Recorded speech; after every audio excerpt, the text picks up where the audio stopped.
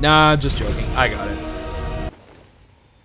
The graphical prowess of the game is pretty much top-notch, allowing for some really convincing facial reactions. Seeing her look of relief when she looks up to see her husband is... Wait, what the fuck?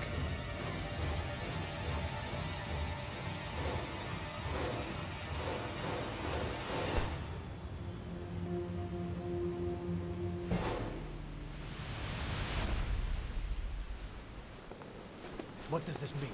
Only that you have passed the test. Wait a minute, what? You appear. If she gets stabbed with this thing, I'm fucked, but sliced and diced with anything else and I still pass? And if Gabriel had that face, why did she hug him? And what is this? I don't know. So yeah, Professor Picard picks up his storybook again, and the game forgot about that bizarre-ass test, so I guess I should too. So now I'm in a frozen winter wonderland. Seems kind of jarring, but okay. Wait a minute. Big open area? Frozen lake? Why does this look so familiar? Oh. It's that infamous Ice Titan or Giant whatever. Another game to add to the list. So I'm not going to spend a whole lot of time here. I'm just going to agree with other people on this one. The fight is boring and frustrating, and it would have been awesome if this didn't happen first, but it did happen, and it was better. Enough said. Anyways, after the fight, a random dude shows up and saves the day. Awesome! I don't have to do any more work, and... Give me your dagger, quickly! Wait, is that Patrick Stewart? Why does he look like Christopher Lee? And why does he show up in the cutscenes? He's the narrator. You can't just... Okay, forget it. Now he's a character narrator. Got it. So we're gonna go look at Gabriel and his wife talking for the first time since she died.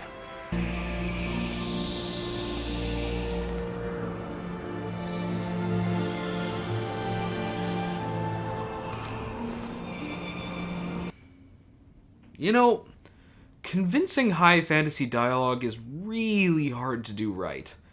If you're gonna try, your name had better be George R.R. Martin or Steven Erikson, or you better just be really fucking good.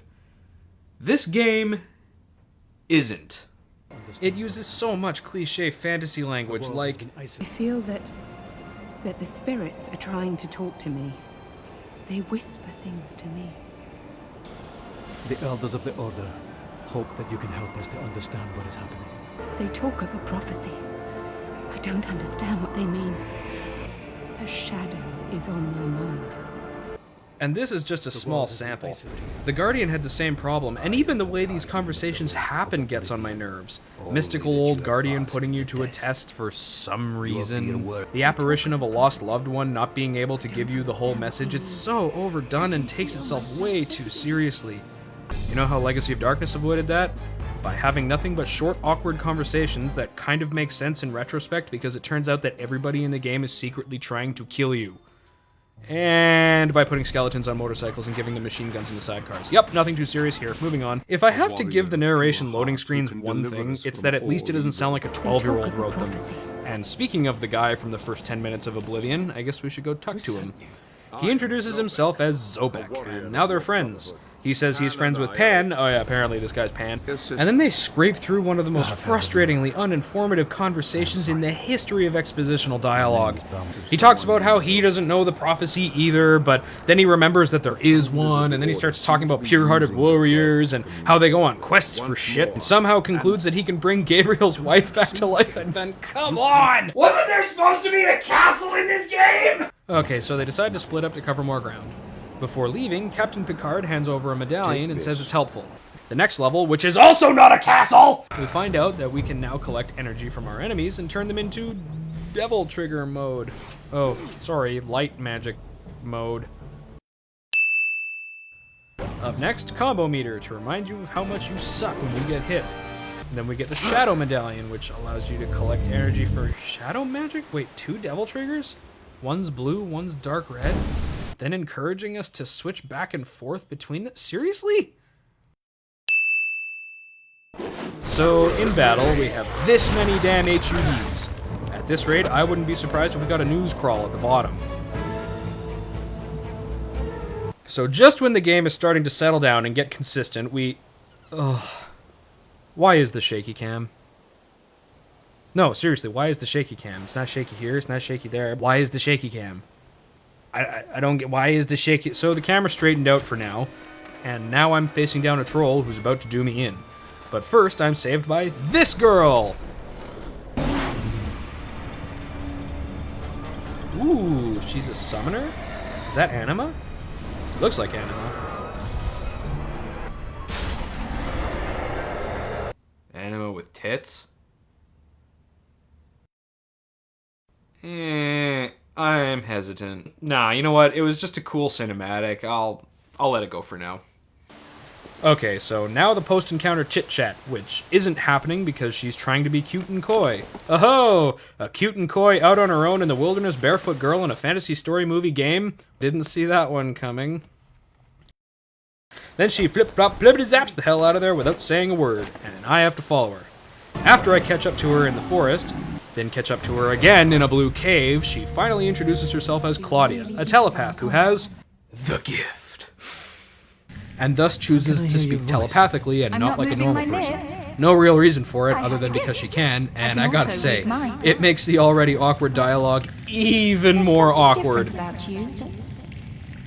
You seem good somehow, so we won't kill you. Then she starts going on and on about Crystals. Yeah, get used to her saying Crystals because she decides to come with you and sends you out hunting for Crystals. Boy, does she ever not let you forget that. You need 4 shards to create one whole crystal. And she says this every 90 seconds. Remember, we still need 2 more crystal shards. Trust me, I timed it. And if you can't find one of the crystal shards and you have to go through this bit once or twice, well, she makes sure to remind you that there is only 1 shard left. You just need 1 more to create one whole crystal. Over and over and over again until you stop faffing about and get the damn crystals.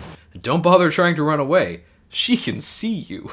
She can always see you. Because she has the gift. Once you do get the full crystals, a book opens up and tells us that we too can now summon topless Anima. So yep, works out after all. So now we take a step back into Shadow of the Colossus for another giant boss battle that is somehow even less exciting than the last one. And after that is sleepy time. Gabriel then approaches a sleeping Claudia and promptly murders her. Oh, don't worry, it's just a dream. But then Pan shows up and says, haha, nope, you done fucked up. And there's Claudia all murderified. I don't get this game's method of storytelling. Why bother putting the action in a literal one-to-one representation in a dream here? If you're gonna use a dream, why not dress it up with big epic cutscene loaded with metaphor and all that, and really get the let out? I mean, look who's on board here! Okay, you know what? I'm just gonna race ahead, see if I can't find this damn castle that keeps getting played up in the title.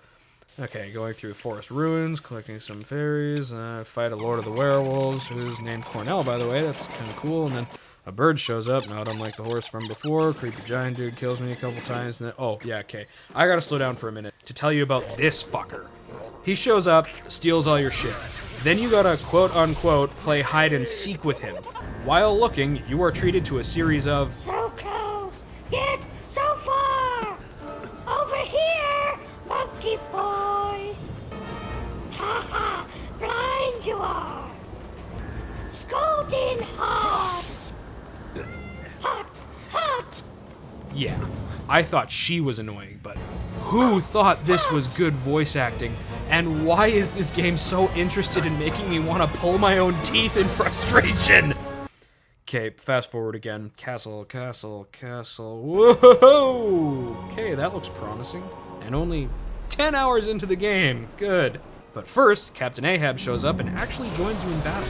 While he doesn't really do much, it is cool to have a partner in battle, and it looks pretty epic. He also shouts some really badass sounding stuff when the enemies are around. The men you once were are long gone. I mean, the lines aren't great, but it's Patrick Stewart. He can make anything sound awesome. But then the battle's over, and I will destroy you all. The men you once were are long gone. well, they did it. I didn't think it was possible, but they did it. They made Patrick Stewart sound like a senile old man. Okay, so what do I think of the castle? Well, it looks cool, but most of the game looks cool enough. Problem is, the game is so limiting on what it lets you do in the first place, it really puts a hamper on the whole really experiencing the environment part. After going through the actually cooler than I was expecting Abbey Tower level and the sinister hedge maze, we finally make it into the castle, and the exploration immediately takes a backseat to finding new ways to make you fight things. Then there are more tedious puzzles. We get these magic buttons that will only accept one of our 2 types of magic, and if we guess wrong, the whole puzzle resets. Then we get the moving Tesla coils, the timed checkpoint maze. The most frustrating part? Once we fight the Vampire Queen, we leave the castle for another forest! I don't know how much more of this I can take. Okay, my buddy Paul's played this game before. Let's go ask him if it gets any better from here. Yeah, it really doesn't. So now we find ourselves in said forest. Creepy and interesting. It does give off a nice Tim Burton look, and I am talking specifically about his hair. There are also new enemies, some zombies, some pretty badass scarecrows, this little fucker again, and then in between all of this you get swinging and jumping and climbing bits so you can try out your new tools. I was actually starting to like this chapter of the game, until one of the Tarzan sections crashed headlong into the half-assed controls and actually locked me into... Okay, just watch.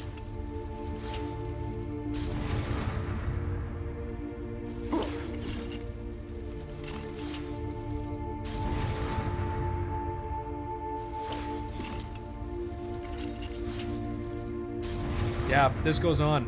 Here, you want some music? That suicide is painless. It brings on Can't turn around, and old grapple points disappear. I shit you not. I had to sit here and watch this happen until my HP meter hit 0. As if slow suicide isn't painful enough, the game then introduces us to... Ah! It's Lisa Trevor! Oh, wait. No, it's some witch named Baba. Who wants me to go into her music box to get a blue rose, which will make her young again? Sounds interesting. Also sounds about as shameless as a Donkey Kong Country bonus level. So... Hey, you gotta admit, it works. Honestly, this is probably the most interesting part of the game. If there's one thing I like about Castlevania games, it's the delightful weirdness that comes with the level designs. Just when I was about to totally write this game off in that area, they throw this at me, and I'll go for it. There are different segments to the music box, all which are inaccessible until the engine of the box reaches a specific passage in the programmed song. Going through each segment yields a new piece of the engine, which plays more music. It's a really cool concept, and I certainly doff my cap to them for the idea, but it just ends up being a linear path through some really unforgiving obstacles that really like to kill you, forcing you to restart and listen to the song all over again. Oh, yeah, did I mention you have to listen to the song each time you try the chorus? Oh, you thought this was the music you get? No. Wait just a second.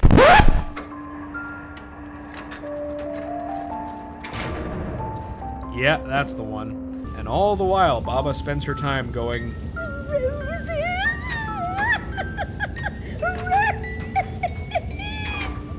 Yup, another one.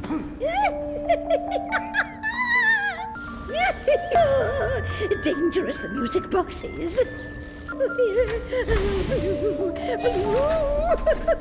Roses!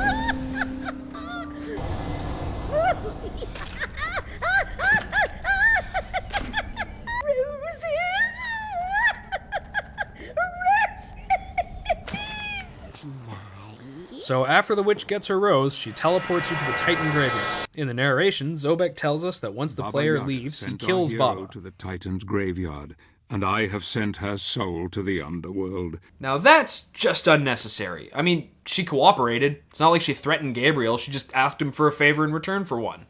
Seriously, why did she need to die? You know, they did this with Claudia too. Introduce a character out of fucking nowhere, make use of them for a little while, and then toss them away like it's nothing. In Legacy of Darkness, there was a small host of characters who would show up and either help or hinder you depending on their motives. Though they didn't really get character arcs, at least they got to do something, and got closure in the end. It's not perfect, but it's better than what this game does. No moment of redemption, no boss battles, just Zobek killing her off screen. Whatever!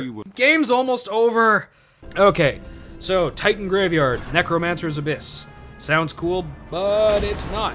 It's gray, brown, gross, nothing really happens. Seriously, you jump from floating platform to floating platform, jumping into portals, and then puzzles that don't work properly, and you have to do some parts twice for no reason, and just trust me on this, it's frustrating and tedious, and the reason I'm skipping over this is because I really want to get to the ending, and I hope you love this as much as I do. Yes, let's bring an end to this charade. Finally, it is time for the truth. Let us remove our masks.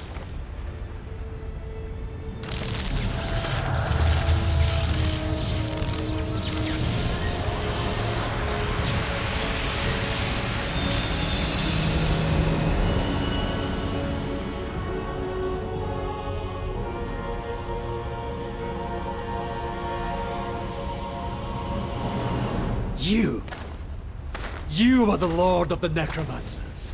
The final Lord. Now you begin to understand. That's right. The big reveal for the game is that Captain Picard is actually... Locutus, a Borg. Yeah, whatever. Zobek is the fourth Lord of Shadow. Even though it was established that there were only 3. He set this whole thing in motion, making sure that you would kill the Lords of Shadow, so the Lords of Light would die also, leaving him to be the ultimate ruler of the world or some shit, allowing him to get the Triforce, which allows him to transform into Garcian Smith, so that he can resurrect Jill Valentine, Princess Peach, and Sephiroth, so together they can all summon Lavos. Nah, I'm just kidding, I made all that stuff up. You know why?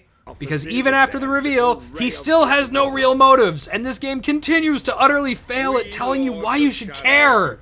So I decided to come up with some of my own. Doesn't matter though, because then this happens.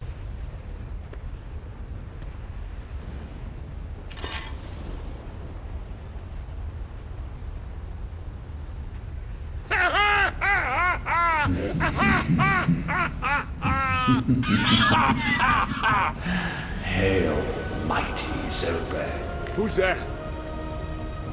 Who? Don't you remember me? I came to you in the void. In fact, I planted the idea for this whole elaborate ruse into your tiny mind. No! No!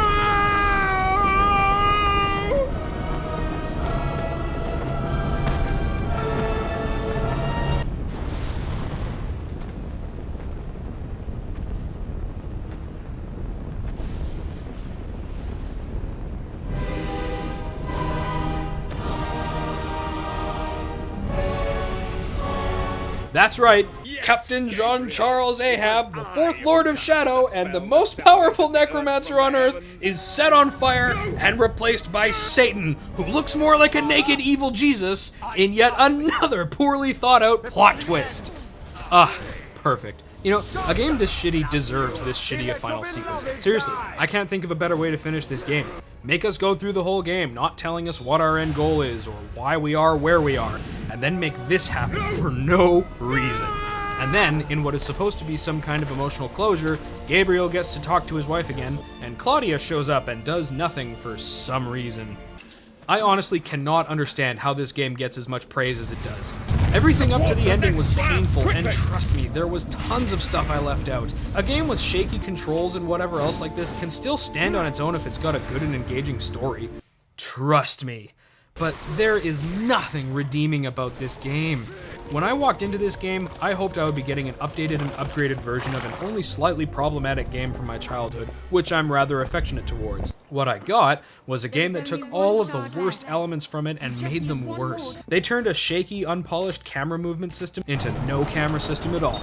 They turned actual walls into invisible ones. They took a novel and inventive ledge-grabbing mechanic and tore it limb from limb to make sure you couldn't grab ledges. And possibly the worst offense of all is the cluttered and watered-down borrowed mechanics from other games.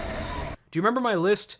Yeah, this game is the Frankenstein's monster of video games. A comparison that I hardly think hasn't been used before. Don't get me wrong, I applaud the development team for returning to good ideas. I do. So many great mechanics get lost to the ages and never used again simply because they've been done before. Why shouldn't we reuse good ideas? I say go for it, but not like this. Not this many spread this thinly, and especially not with nothing new to offer. It wants to be big while forcing you into needlessly small places. It tries to be fluid, but it cuts up the atmosphere and harries up the controls. It wants to be an epic, covering everything from huge monster battles down to the character relations, but it doesn't let you live any of it. It doesn't even show us. It tells us about the emotions that we're supposed to be feeling. I am amazed that Hideo Kojima had anything to do with this. This game is so stunted in its delivery, and say what you will about the Metal Gear Solid plotline, at least it was written in a way that involved the characters. This could have been a good game, but the best parts get shit all over by terrible directorial decision-making, turning it into a lazy and annoying chore. There are good things about this game. Seriously, the music and environments are beautiful, even if they are a bit repetitive, but the story is so full of itself and has no right to be. The characters are either annoying or pointless, and most of them are both. The voice acting is half-assed, and even the serviceable bits are marred by this obsession with mindless repetition. And knowing what Patrick Stewart is capable of, in retrospect, he's not that much better than anybody else here. It sounds like he's just reading lines. I honestly don't know what people see in this game. There isn't even anything novel or unique to try and grab people's attention with. There seems to be real vision behind this, something that got lost along the way, not unlike Legacy of Darkness, but whereas that game was simple and largely unfinished, Lords of Shadow is bloated and poorly constructed, and it falls so much harder for it. What really boggles my mind is how they plan to squeeze a sequel out of this. I mean, I guess they could make it about explaining what the hell happened in the first game. Okay, there's one more cutscene after the credits. Let's take a look.